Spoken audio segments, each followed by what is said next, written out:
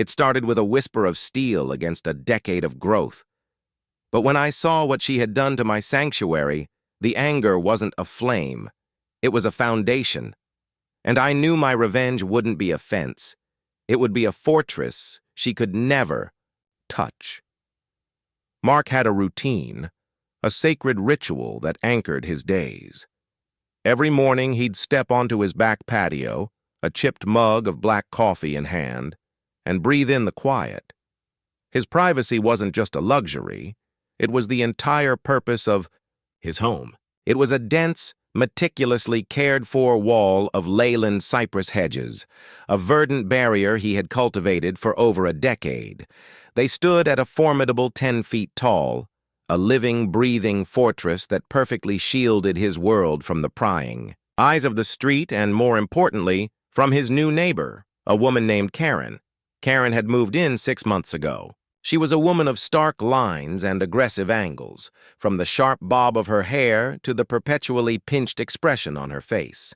Her yard was a pristine, sterile expanse of manicured lawn and ornamental gravel. She'd tried to make conversation, once, over the low chain-link fence that had once been the only boundary.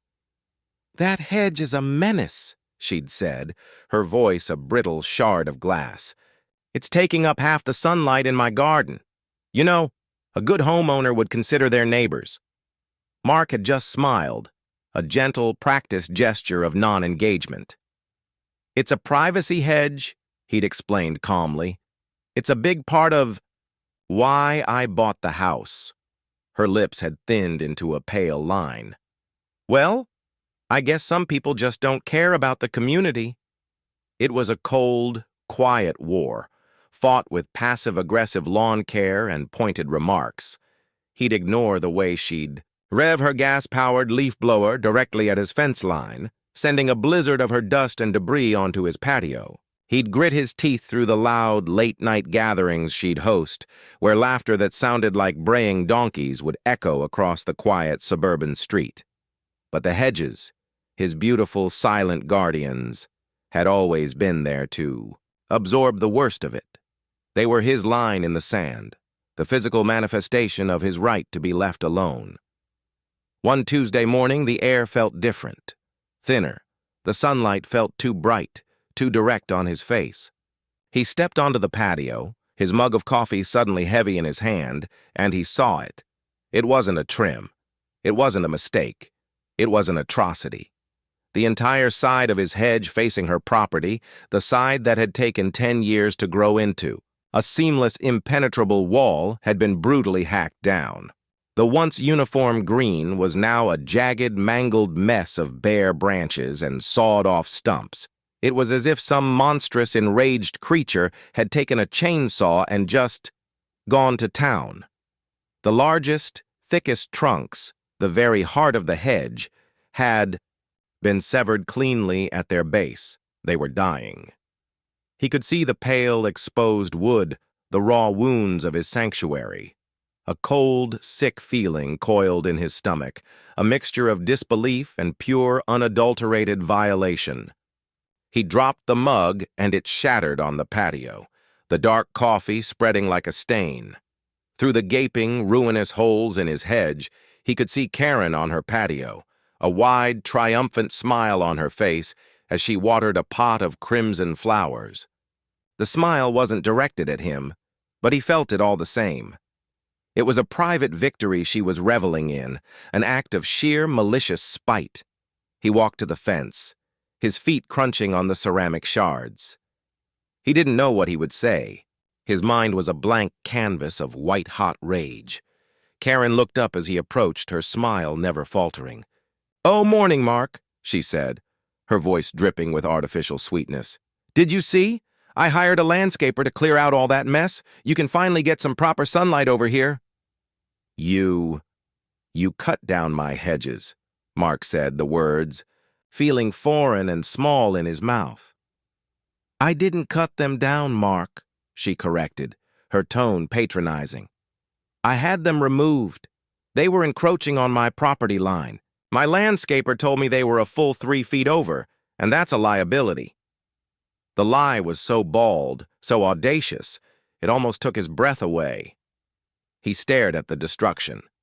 They were barely 6 inches over, at most, and you know that. You did this on purpose. Karen set her watering can down with a theatrical clatter. Well, what's done is done. You know, you should really thank me. Now you can plant something nice and low maintenance. A rock garden, perhaps. She gestured grandly to the now visible expanse of her yard. It really opens up the view. Mark's hands clenched into fists, the knuckles white. He could feel the heat radiating from his face, a simmering volcano of fury. You had no right. That's my property. It was a nuisance, she stated, her tone shifting from patronizing to dismissive. I gave you a chance to do the right thing. You didn't, so I had to. And besides, I have a right to enjoy my home without a giant wall of weeds blocking the sun. I'll be sending you a bill for the half of the cost, of course. It was a very big job. The absurdity of it, the sheer brazen nerve, snapped something inside him. The raw, guttural anger was replaced by a cold, surgical calm. He looked at her, really looked at her, and he saw not a neighbor, but an invading army. A line had been crossed, a treaty violated. This wasn't a petty squabble over property lines. It was a declaration of war. A bill, he repeated, his voice dangerously low. For destroying my property? I think you've made a mistake, Karen. She laughed, a short, sharp sound that grated on his nerves. Oh, Mark, grow up. It's just a couple of bushes. What are you going to do? Put up a new fence? I'll just get a court order to have it torn down for blocking my view. She emphasized the word with a sneer. Mark didn't answer. He simply stared at her, the shattered mug at his feet, the ruin of his hedges. He took a slow, deliberate breath, and in that moment, he realized she was right. He couldn't just put up another fence. She'd find a way around it. She'd weaponize every petty legal loophole, every nuisance clause. She saw a wall. He had to build something she couldn't even comprehend, something that wasn't just a hedge, but an unassailable bastion. He turned his back on her, the cold fury solidifying into a plan. He didn't need to shout or plead or argue. He didn't need a single word. He just needed to build. And as he walked back inside, away from the raw, exposed wound of his yard, a new thought formed, one that was far more satisfying than anger. She thought she'd won. She thought she'd taken away his privacy. She had no idea that she hadn't just removed a hedge. She had just given him the blueprint for a fortress. Mark did not sleep that night. He sat at his kitchen table, a laptop open, the glow illuminating his face in the pre-dawn hours. He was no longer a man grieving a lost garden. He was a general planning a campaign. His initial impulse to confront Karen with a simple angry fence had been an amateur's mistake. She was a master of bureaucratic warfare, and he wouldn't win by fighting on her terms. He needed to find a new battlefield. He spent the first few hours of his research delving into local zoning ordinances and property law. He searched for terms like encroachment, nuisance, and height restrictions. He discovered, as Karen had clearly implied, that a simple fence over a certain height or in a specific location could indeed be challenged. But what if it wasn't a fence? The thought became an obsession. He moved on to researching structures, building codes, and even obscure botanical information. He found an article about green screens in urban environments, not hedges, but living walls built on structural frames. He looked at privacy screens, lattice work, and intricate trellises. He read case studies of neighborly disputes that had escalated into full-blown legal battles. The most satisfying part of his research was when he found a local ordinance that, while limiting the height of fences to 6 feet, had no such restrictions on certain architectural landscape features or ornamental garden structures. The loophole was gaping. The idea solidified in his mind, a series of interlocking, tiered planter boxes, each one 3 feet high, with a small gap between them, making them technically separate structures rather than a single continuous wall. On top of these, he would plant the fastest-growing, densest, most aggressive climbing vines he could find, not hedges, but a vertical garden. He would call it that, too. Every conversation, every document, every permit application would use that term. He would build his fortress from legalistic jargon. When the sun finally rose, casting a harsh light on the mangled remains of his hedges, Mark was no longer looking at a ruin. He was looking at a blank slate. He took a deep breath, the cold air, filling his lungs, and for the first time since yesterday, he didn't feel rage. He felt purpose. The next day, Mark made a series of phone calls. The first was to a surveying company to get a laser-accurate measurement of his property line, so precise that Karen's claim of a 3-foot encroachment would be proven a bald-faced lie in court. The second was to a landscape architect who specialized in complex, urban-style gardens. The third was to the city's building and planning department to schedule a meeting. Karen, watching from her manicured lawn, saw the surveyor's tripod and the official-looking documents the men carried. She watched Mark sign off on the plans with a serious expression. A flicker of concern crossed her face, a brief, fleeting moment of uncertainty, but she dismissed it. She had lawyers on speed dial. This was just Mark being dramatic. She assumed he was planning to sue her. It was a bluff she was prepared to call. A week later, a flatbed truck pulled up to Mark's house. It wasn't a landscaper with a weed whacker. It was a delivery of lumber, not fence posts, but massive pressure-treated timbers. Then came the bags of concrete mix, the rebar, and the pallets of a rich, dark compost.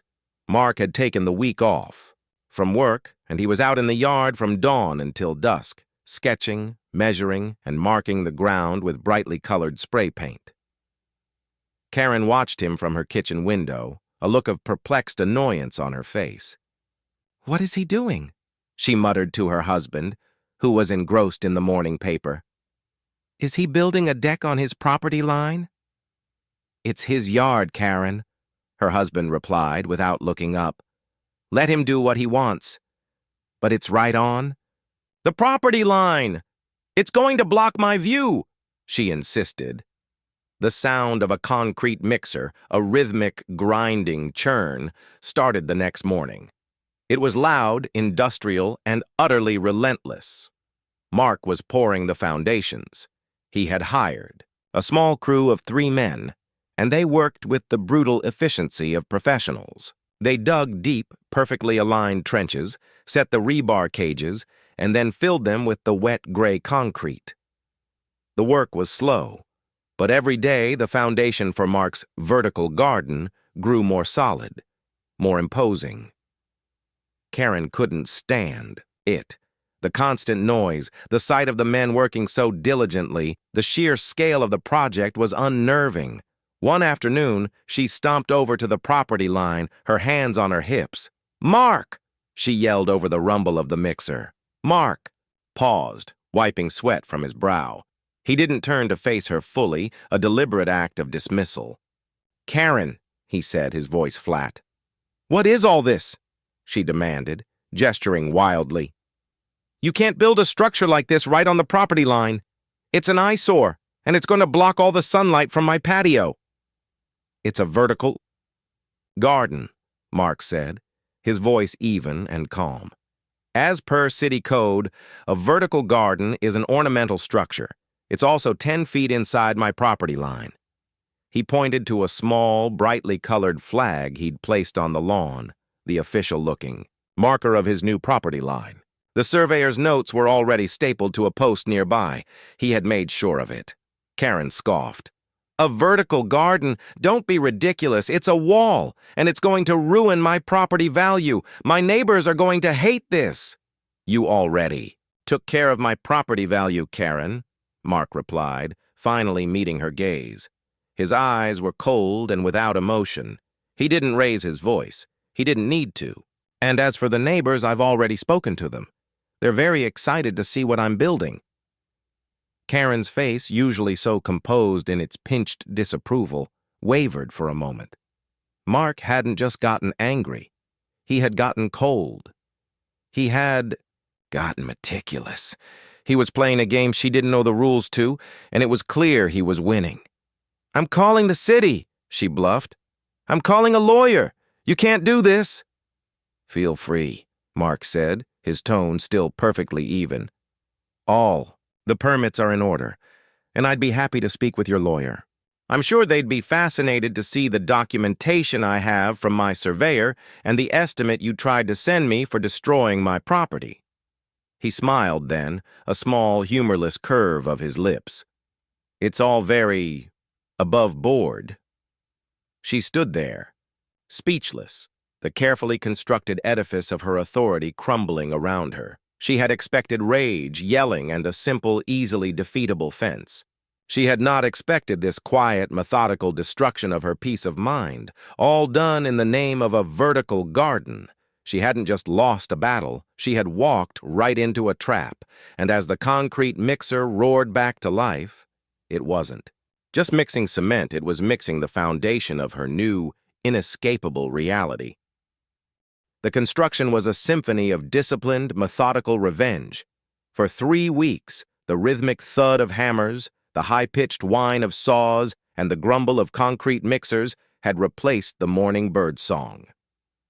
The vertical garden was no longer a plan on a blueprint.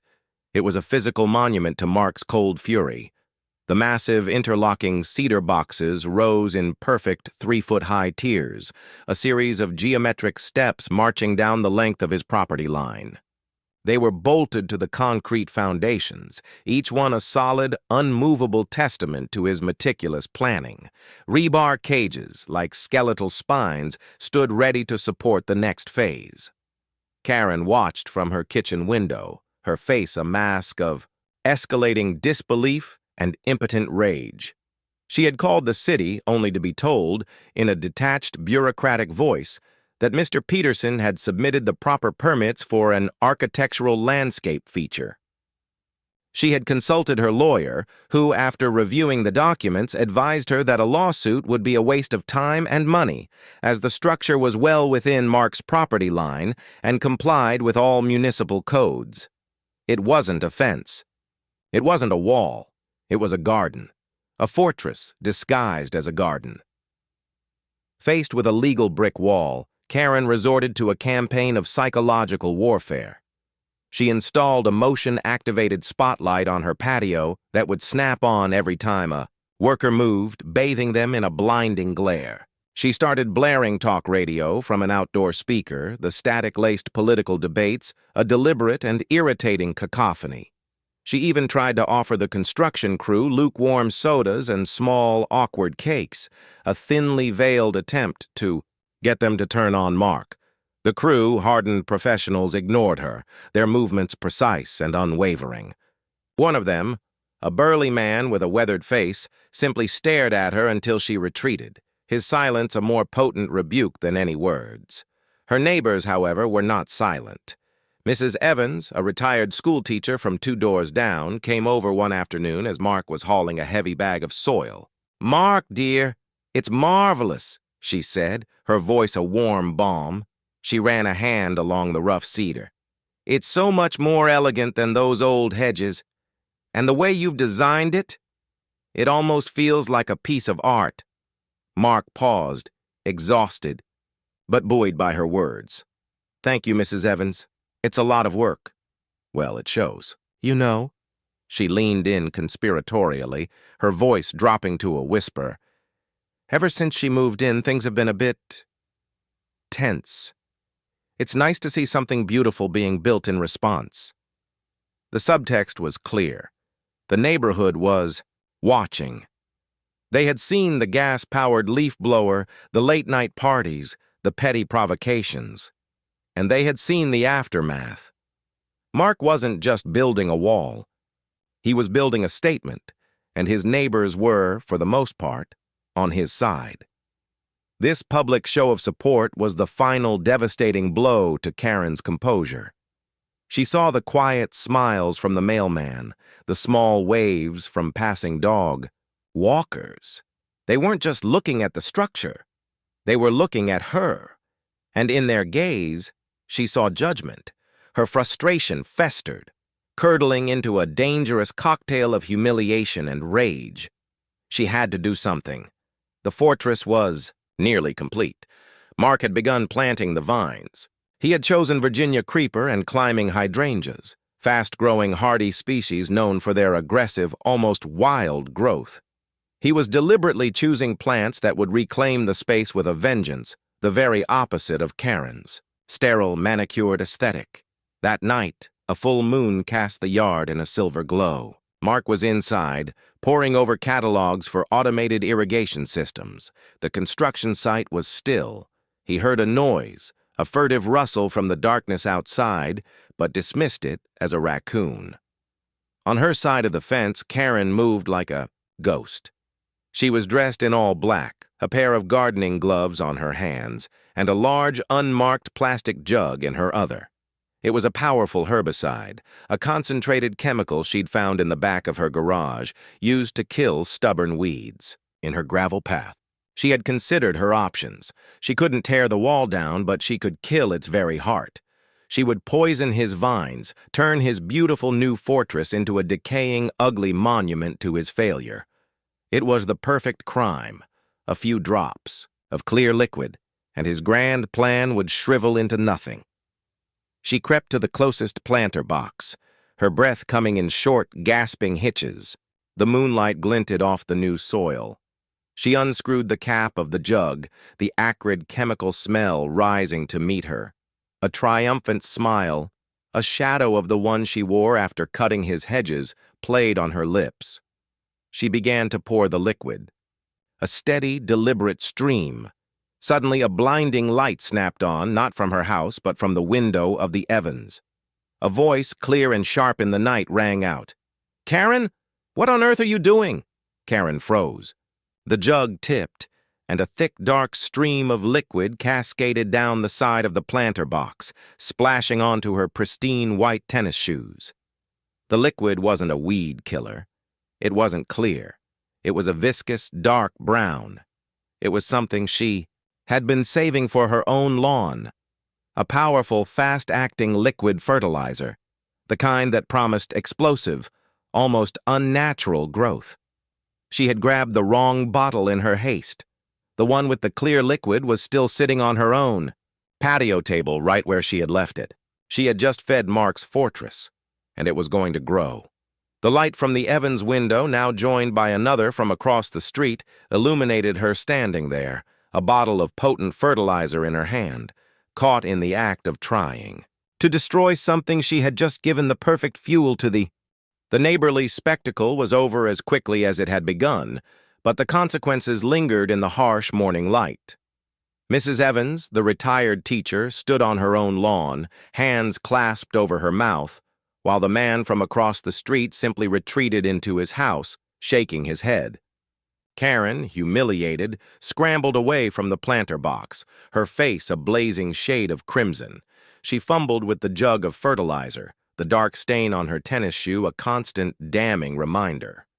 The silence that followed was even more deafening than the ruckus, a quiet judgment hanging in the air. Mark, who had been watching from his window, felt a grim satisfaction. He didn't rush out to gloat or to confront her. He didn't need to. Karen's own actions had become her public accuser. The next day, he saw her talking to another neighbor in the street, her hands gesturing wildly. When the neighbor glanced in his direction, he saw a fleeting look of pity and then a knowing, sympathetic glance. The story had already made the rounds. Karen hadn't just been caught. She had been exposed. For the first few days, nothing seemed to change. The cedar boxes stood in solemn rows, the tiny vines still looking like fragile saplings. But then, the fertilizer began to do its work. It was as if the ground itself had become a hotbed of frenzied, accelerated growth. The Virginia creeper, and climbing hydrangeas, already fast-growing species, began to explode. Their thin green tendrils reached out like hungry fingers, scrambling up the rebar trellises. Every day, they were noticeably longer. Every hour, they seemed to thicken. Karen, unable to ignore the construction, found herself forced to witness this botanical vengeance. She would stand at her kitchen window, a cup of coffee held forgotten in her hand, staring at the accelerating growth. It wasn't normal. The leaves were impossibly lush, the stems thick and woody. The vines were a biological storm, a living force of nature that was swallowing the space between their houses. Her mistake wasn't just a failure of malice, it was a cosmic miscalculation. She had not only failed to stop Mark, she had supercharged his grand design. A week later, the vines had already woven a dense, leafy tapestry over the bottom tier of the planter boxes. Another week, and they were halfway up the second tier. They didn't just climb, they consumed. By the end of the third week, the entire fortress, a latticework of wood and metal, had been swallowed whole by a solid, impenetrable wall of green. It was thicker, denser, and more vibrant than his old Hedges had ever been. Where the old Hedges had been a simple wall, this was a living, breathing jungle. The new fortress brought with it new, unforeseen consequences. The wall was so dense that Karen's side of the yard was now perpetually in shadow. Her ornamental garden, the one she had so proudly claimed needed more sun, now struggled under the perpetual gloom. The crimson flowers she had been watering the day she cut down Mark's hedges began to wilt, their vibrant color fading to a sickly pale yellow. The aggressive vines, desperate for more to climb, began to send out exploratory tendrils across the gap between their properties, reaching for her chain-link fence, the first line of an inevitable invasion. Mark, for his part, was methodical. He installed the automated irrigation system he had researched, setting it to a precise schedule. He began the daily ritual of training the vines, weaving their wayward stems back into the fortress, shaping the chaos into a controlled, beautiful monster. He had his privacy back, more secure than ever before, but it wasn't the same. The Hedges had been a quiet, peaceful barrier. This new wall was an aggressive, visceral presence, a monument to a battle he was still fighting, even in victory. The true irony came one late afternoon as a fierce storm swept through the neighborhood. The winds howled and the rain fell in sheets. Mark was inside, watching the storm from his window. He saw the branches on Karen's oak tree bend and sway, the leaves rattling. Then he heard a sound.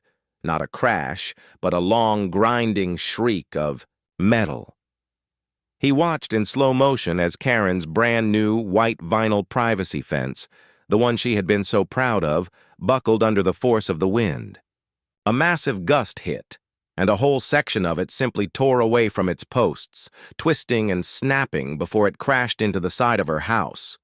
Through the gaping hole in her fence, Mark could see a stunning view of her yard, now a soggy, ruined mess. The winds had done their work. She had complained about his hedges, destroyed them, and in doing so had created the perfect environment for a monster she had fed with her own hands. And now, the very thing she had been trying to create, a clean, open space, had been exposed, for all to see by a force she couldn't sue, couldn't blare music at, and couldn't poison. Her fortress had fallen, and his was just getting started. The storm raged on for another hour. But for Karen, the world had become a surreal, silent tableau. She stood at her kitchen window, a hot mug of tea growing cold in her hands, staring at the ruined section of her white vinyl fence. It lay twisted and crumpled like a discarded piece of paper, a gaping wound in the sterile perfection of her yard. Beyond the wreckage, Mark's fortress of vines loomed, a monstrous, vibrant wall of green, swaying gently in the wind. The sheer, unshakable permanence of it mocked her, a living rebuke to her flimsy plastic barrier. The storm hadn't just blown down a fence, it had toppled her last illusion of control. Humiliation was a tangible thing, a cold, heavy weight in her stomach. She knew what the neighbors were seeing. They were seeing a woman whose entire life was a performance of impeccable order, undone by a sudden act of God, and a quiet man she had tried to destroy. The next day, she saw Mrs. Evans and another neighbor from across the street helping Mark clear debris from his own lawn, smiling and laughing as they worked. They had not offered to help her. No one had. The social fabric she had so desperately tried to weave with passive aggression and veiled threats had finally torn, leaving her isolated and exposed. Mark, for his part, was a portrait of quiet, triumphant efficiency. He didn't come to her, didn't offer a single magnanimous word. He simply went about his work. In the days following the storm, he could be seen at all hours of the day, a small pair of gardening shears in hand, meticulously training the vines that had now completely engulfed the cedar boxes. The fortress was no longer just a wall. It was an ecosystem. He had introduced ladybugs and beneficial wasps to combat pests.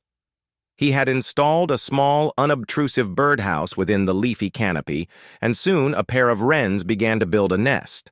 The very thing Karen had deemed an eyesore was now a thriving, buzzing testament to life, a stark contrast to the barren, shadowed wasteland of her own yard. The destruction of her fence had left her with a choice. She could accept defeat, or she could escalate the war. For Karen, the latter was the only option. The feeling of being watched, of being judged by her neighbors, and a man she considered beneath her, was a torment she could not bear. She had to take down his fortress.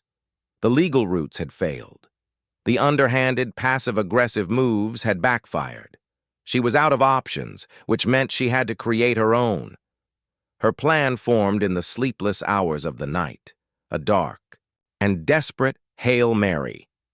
It was a plan born of pure, unadulterated rage. If she couldn't poison it from the roots, she would tear it down from the top. She had a ladder in her garage, a heavy-duty aluminum extension ladder. She would wait for the cover of darkness, climb the fortress, and with a powerful pair of wire cutters, she would sever every single one of the massive rebar trellises Mark had installed. Without the support, the vines would collapse under their own weight. The whole thing would be a tangled, shriveled heap on his lawn. It would be irreversible. She spent the next few days in a fog of feverish preparation. She checked the weather forecast, praying for a moonless night. She tested the wire cutters on a thick branch from one of her shrubs. The clean snap of the blade a satisfying prelude to her revenge. She went to the hardware store and bought a pair of black, rubber-soled shoes for silent traction. Every mundane task became a part of her obsessive ritual. She was no longer Karen, the perfect suburbanite. She was a saboteur. The night arrived, a heavy, starless canvas. A low fog had rolled in, obscuring the streetlights and creating an eerie, muffling silence. Mark was inside watching a movie. His windows were dark. It was the perfect moment. Karen, dressed in black from head to toe, crept out of her garage, the long ladder a dark, spindly shadow behind her. She moved with a practiced, furtive grace, a lifetime of secrets and calculated maneuvers now focused on a single, destructive goal. She reached the property line and, with a silent grunt, propped the heavy ladder against the green wall. She looked, up at the fortress, a solid, living thing that seemed to breathe in the night air. A shiver, not of fear but of pure adrenaline, ran down her spine. This was it, the final act. She began to climb, her gloved hands gripping the cold rungs. The vines wrapped around her, their soft leaves brushing against her face, an intimate and unwelcome caress. She reached the top, the crest of the leafy wave, and with a grunt of exertion, she pulled her body onto the top of the fortress. She lay there for a moment, catching her breath, the soft earth of the planter box cushioning her. Below her, the wire cutters felt like a weapon of mass destruction. She found the first rebar trellis, a thick metallic bar that had been hidden by the vines. She opened the jaws of the cutters, lined them up, and squeezed. The click was impossibly loud in the still night, a sharp, metallic sound that seemed to echo through the entire neighborhood. She had made a small cut, but something was wrong. The rebar hadn't snapped. The cutters had just put a dent in it. She squeezed harder. Another click. A flash of light. And then everything went horribly wrong. The fortress, she realized with a sickening jolt, wasn't just a garden. Mark, in his meticulous planning, had threaded thin, nearly invisible electrified wires through the rebar trellises, connected to a sensor system. The sensor had just tripped. The flash of light wasn't a spark. It was the activation of a hidden camera. And the click wasn't the sound of the rebar breaking. It was the sound of a silent alarm, and the sudden, searing, white-hot pain that shot through her gloved hands. She screamed, a raw, primal sound of pain and utter terror, her body convulsing as the shock coursed through her. She was a human, circuit, caught in a cage of her own making. She had tried to touch the fortress, and now it was fighting back.